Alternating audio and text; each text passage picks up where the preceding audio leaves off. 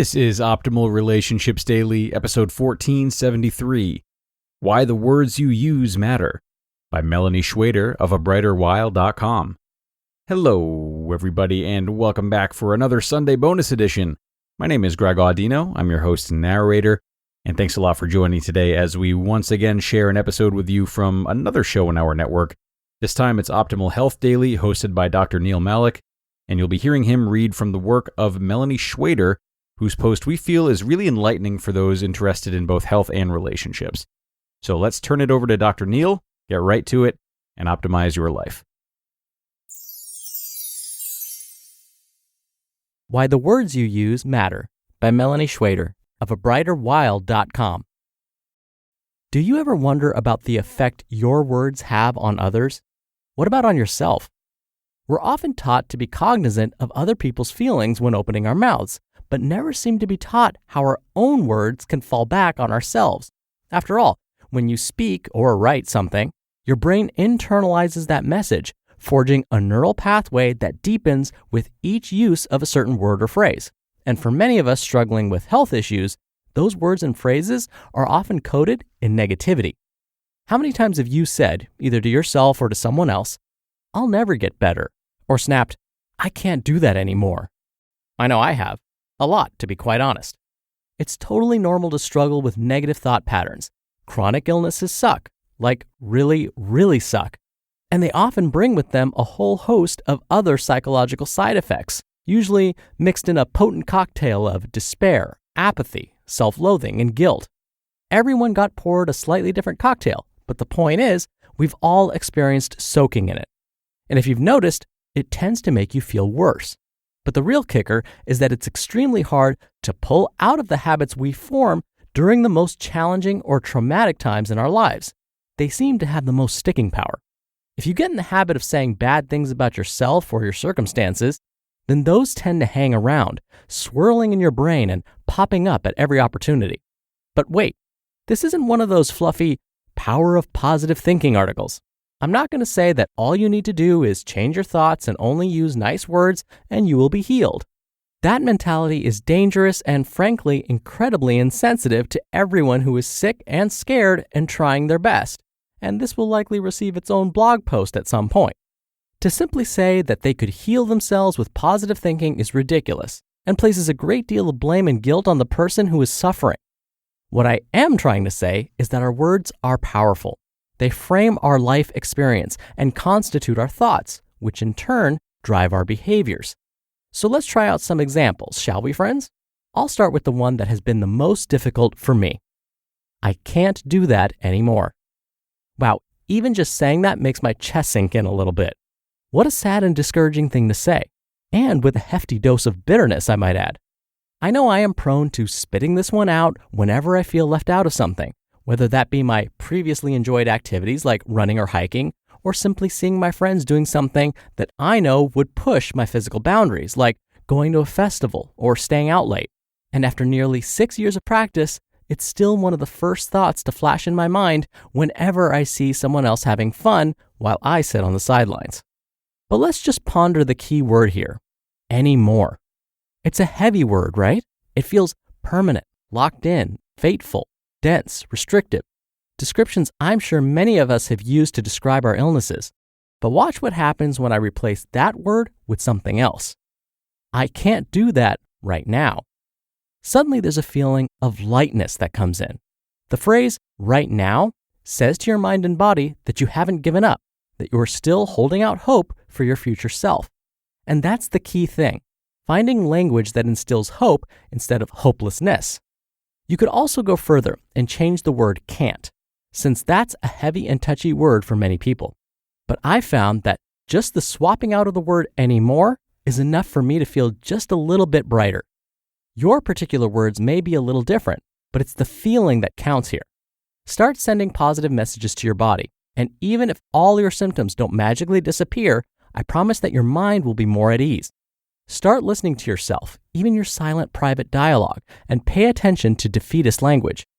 The first step here is mindfulness, catching yourself in the act, then making small swaps to forge new neural pathways that are less discouraging and fatalistic. So let's tackle another one. I am sick.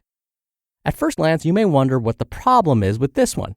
It's accurate and regularly batted around in daily conversations with no real recourse.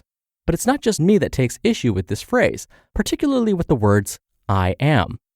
There are hundreds of people out there who talk about the importance of separating the self from the illness.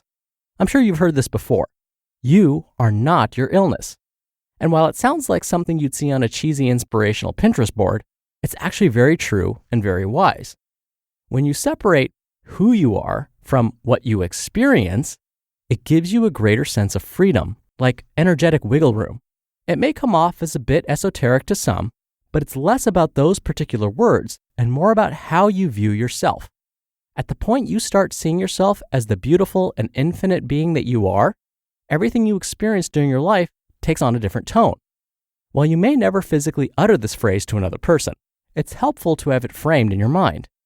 I have a chronic illness, or I'm experiencing some health issues, or I'm undergoing some health challenges. Now notice, I did not suggest adding a negative in there, like I am not sick. Some may try to do this, like we can somehow think ourselves out of our diseases. This is not some kind of fake it till you make it situation, and those kinds of mantras can do serious damage over time. They lead us to ignoring our body's cues, pushing ourselves too hard, and ultimately crashing into an even deeper state of depression and guilt. Don't lie to yourself or others. Just find a way to present your situation in a softer and more compassionate manner. There are many variations on the theme, as you can see from my 3 examples, but the important thing is to refrain from pairing the words I am with anything that is part of your life experience. These things do not describe who you are. They describe what you feel, what you see, and what you suffer. Your invitation for today. I'd like you to grab a pen and piece of paper, provided it's safe to do so. Make 2 columns, one that says I am and one that says I have/I feel. List several examples of each, really teasing out what things are inherent to your being and what things are products of your life. Seeing it on paper can sometimes clarify the separation between the two and help you find new words to describe yourself. And as always, remember to be kind. I sincerely hope this helps you. Starting today, listen to yourself and start identifying your own negative words or thoughts that you'd like to change. You just listened to the post titled, Why the Words You Use Matter, by Melani Schweder of abrighterwild.com. Dr. Neil here for my commentary. I always like reading from Miss Schweder's post because, like her, I too have a chronic illness. And she's right, sometimes it can be really difficult to separate ourselves from that illness. And when the disease starts to flare up, it can lead to some of those adjectives she used, like despair and apathy and self-loathing and guilt. And believe it or not, mind you, this was a while ago, I got caught up in this power of positive thinking stuff where I thought I could think myself out of my disease and that I would magically heal myself. Again, this was a while ago. This was well before I received my advanced degrees. Therefore, I wasn't really thinking like a scientist like I should have been. But here's what ended up happening. I thought I could heal myself from my disease. And so I stopped my medications. Genius, right? Well, that went well for about 3 months. And then boom, I experienced the worst flare-up of my life. I had to be put on 3, maybe 4 different medications just to get over that flare. And it took me, I want to say at least 5 or 6 years to get back down to 1 medication again. I did some real damage to myself. Now, like Melani, I'm not saying that there's no place for positive thinking. There are definitely places and times to use that. But instead, I think about the power of this idea of wellness. What am I doing to improve myself so that, yes, I do have a chronic illness, but that doesn't define me.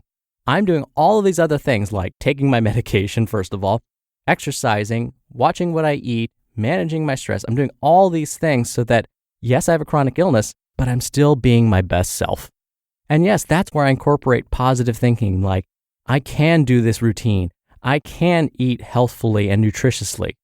So again, there is a place for positive thinking, but we have to do the behaviors that follow. All right, that'll do it from me. That'll do it for the Monday episode. I hope you have a wonderful start to your week. and I'll be back here tomorrow as usual, where your optimal life awaits.